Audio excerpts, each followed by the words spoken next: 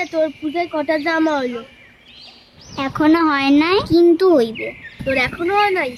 আমাকে তো কাল বাবা দুটো জামা কিনে দিয়েছে। আজ আবার যাবো শহরে, সেখানে পিছিয়ে আমি আরো জামা কিনে দেবে বলেছি।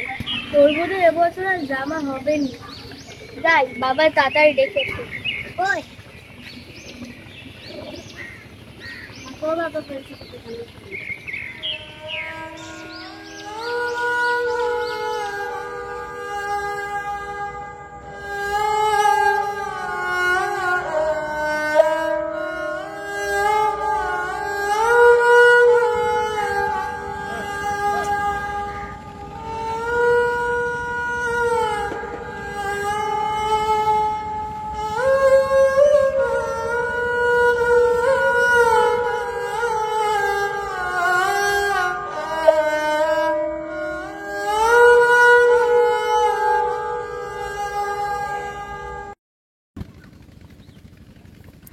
কি গো, ঘরে তো এক ফোঁটাও চাল নাই। মায়ে ডাইলে কি খাইতে দিব? আমার কাছে তো এই 200 টাকাই পয়রা আছে। ওরা কিছু বললো না?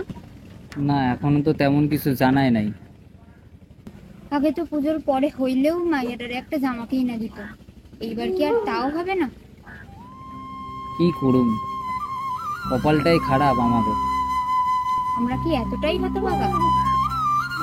ঈশ্বর যে কেন জন্ম দিছে।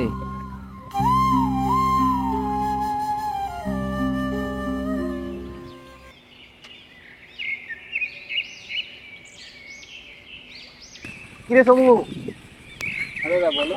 শহর থেকে তোর জন্য ফোন আসছিল। শহর থেকে আমার জন্য কে ফোন করছে? তুই যে দলকে কাজ করি তারা ফোন করেছিল, বললো আজ রাতের মধ্যে তোকে শহরে যেতে হবে। কি বলে দাদা, শহর থেকে আমার জন্য সত্যি ফোন হয়েছিল? হ্যাঁ, আমি কি তোকে মিথ্যা কথা বলে লাভ কি? আমার কিন্তু খারাপ চাই, যা কাজ আছে। হ্যাঁ দাদা, আমি আমি আজই আছি। হ্যাঁ।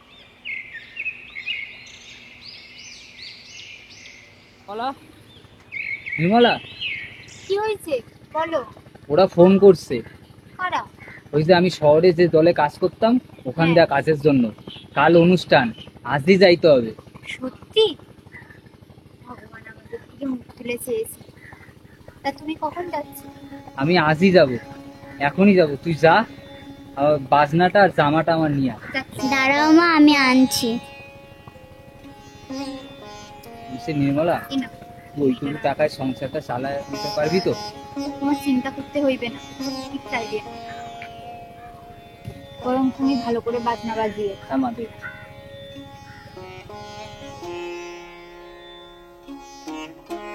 বাবা, এই পুজোয় জামা কিনা দেবে না? হ্যাঁ মা,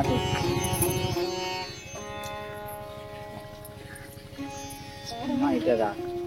মারে, আমাগো পূজা দশমীর পর দিন থেকেই শুরু হয়। এ না। হ্যাঁ দাও, আসি। হ্যাঁ হ্যাঁ, যাও। দুর্গা দুর্গা।